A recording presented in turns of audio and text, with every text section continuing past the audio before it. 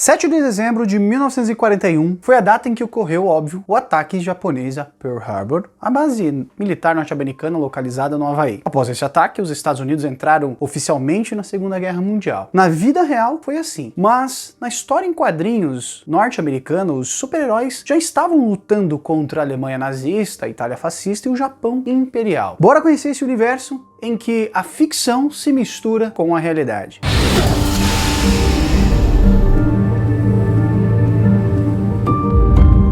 Sejam todos bem-vindos ao Almanac Militar. Se essa é a sua primeira vez por aqui, não deixa de se inscrever em nosso canal, ativar as notificações e se você curtir esse conteúdo, clica no joinha.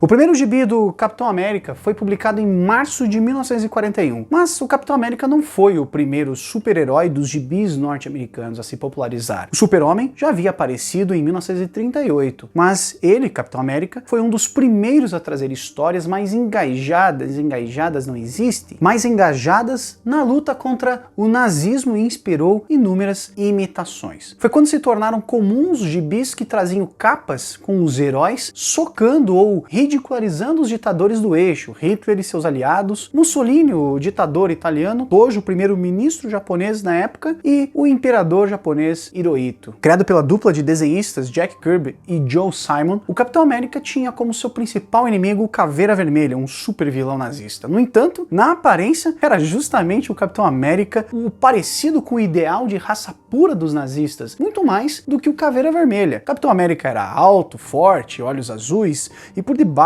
daquela máscara, os seus cabelos eram loiros, ou seja, exatamente no padrão de beleza nórdica que Hitler tanto era apaixonado. Na vida real, os nazistas jamais teriam como símbolo um soldado que usasse uma máscara em forma de caveira, até porque em suas peças de propaganda os nazistas gostavam de retratar a si mesmo como belos e simpáticos, enquanto os judeus eram retratados como uma aparência monstruosa. Quando foram lançados os primeiros gibis mostrando o Capitão América e outros super-heróis lutando contra o eixo, uma boa parte da população norte-americana ainda defendia a ideia de que os Estados Unidos deveriam ficar afastados do conflito. Isso apesar do fato de que, antes mesmo do ataque a Pearl Harbor, o governo norte-americano já apoiava indiretamente a Inglaterra, então em uma guerra solitária com a Alemanha desde 1939. Mas uma pergunta chamou muita atenção. Por que os criadores desses gibis tomaram partido e assumiram sua simpatia por um lado no momento em que muitos de seus compatriotas preferiram manter a neutralidade? E uma resposta simples, porque os nazistas davam ótimos vilões para as histórias. Afinal, o que seria dos gibis de super-heróis sem os super-vilões? Outro ponto, mas não menos importante, era o fato de que boa parte dos criadores desses gibis tinham razões pessoais para fazer uma propaganda contra o nazismo. Boa parte deles eram judeus, as principais vítimas do ódio dos nazistas. Muitos desses roteiristas e desenhistas eram filhos ou netos de imigrantes judeus pobres que, para fugir de perseguições na Europa, resolveram migrar para os Estados Unidos.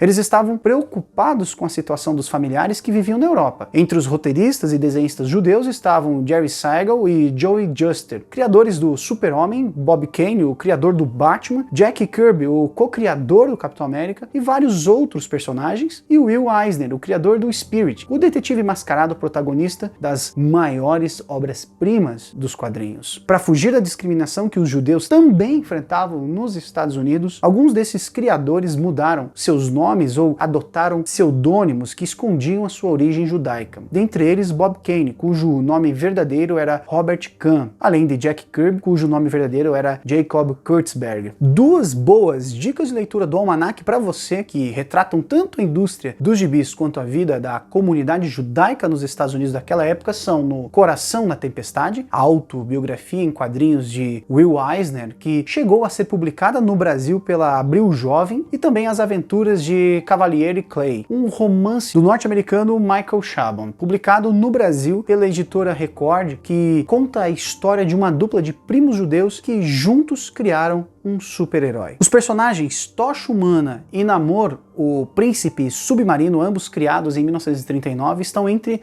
os heróis cujas aventuras mais refletiram o clima político da época. Apesar de água e fogo não se combinarem, esses dois heróis se aliaram várias vezes em aventuras que tinham os nazistas e os japoneses como vilões. Inicialmente, Namor estava mais para vilão do que para herói, pois por onde ele passava ele espalhava destruição e pânico com o objetivo de defender o seu reino submerso de Atlântida. Detalhe para isso, ele havia declarado guerra a todos os povos da superfície. No entanto, com a guerra, Namor decidiu ficar do lado dos aliados porque julgava o eixo uma ameaça maior ainda para Atlântida. Nessas aventuras também era comum a participação do Capitão América e de Bucky, o seu ajudante, tipo o Robin pro Batman, ou mais ou menos, né? Enfim. Numa dessas histórias, os heróis impediram que os soldados alemães e japoneses invadissem a América por meio de um túnel subterrâneo construído no Estreito de Bering. Essa história merece uma atenção por dois detalhes. Em primeiro lugar, porque apesar de o Japão e a Alemanha nazista terem sido aliados durante a Segunda Guerra Mundial, na vida real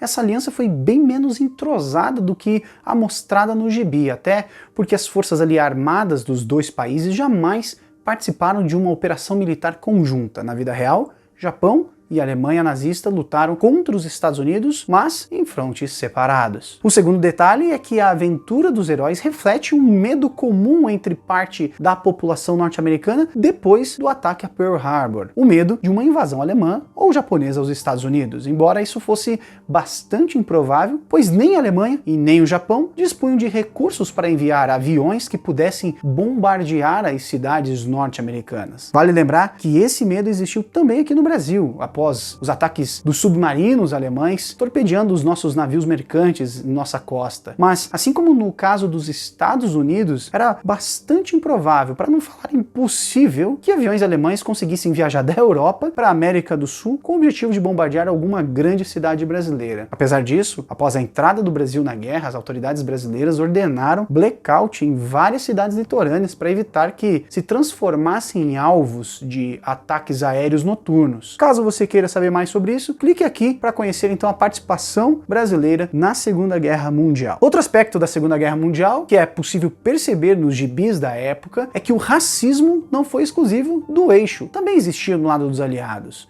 Nos gibis norte-americanos, os japoneses costumavam ser quase sempre retratados como anões monstruosos, dentuços e com óculos fundo de garrafa. Na verdade, muito antes de Pearl Harbor, vilões com traços asiáticos já eram comuns nos quadrinhos norte-americanos. Entre esses vilões, podemos destacar Ming, o impiedoso, o principal inimigo do herói Flash Gordon, que apareceu pela primeira vez nos jornais em 1934, e o Sing, piratas chineses que tinham como inimigo o Fantasma, o herói mascarado que estreou nas tiras de jornais em 1936. A diferença é que antes de Pearl Harbor, os vilões asiáticos eram em sua maioria chineses. Depois passaram a ser japoneses. Os chineses, como eram inimigos dos japoneses, portanto, aliados dos norte-americanos, deixaram por algum tempo de ser vilões nos quadrinhos na terra do tio Sam. Curiosamente, poucos exemplares dos gibis norte-americanos dessa época chegaram aos nossos dias. A principal razão é que, para ajudar no esforço de guerra naquela época, o governo dos Estados Unidos pedia para que as pessoas jogassem fora suas revistas para que o papel fosse reciclado. Afinal, em tempos de guerra, tudo é racionado, inclusive o papel. Por isso, quem hoje tiver em mãos um gibi daquela época em bom estado de conservação pode vendê-lo por um bom preço ou mesmo por uma fortuna. Alguns chegam a ser vendidos por mais de 25 mil dólares. Praticamente todos os gibis da época trouxeram aventuras mostrando os heróis engajados no esforço de guerra, o que obrigava os roteiristas a bolarem as tramas mais absurdas para explicar por que a Segunda Guerra Mundial só terminou em 1945 e não em poucos segundos. Afinal, se os super-heróis existissem mesmo, teria sido bem mais fácil derrotar o eixo. Com o Super-Homem e companhia do seu lado, quem precisaria de bomba atômica, não é?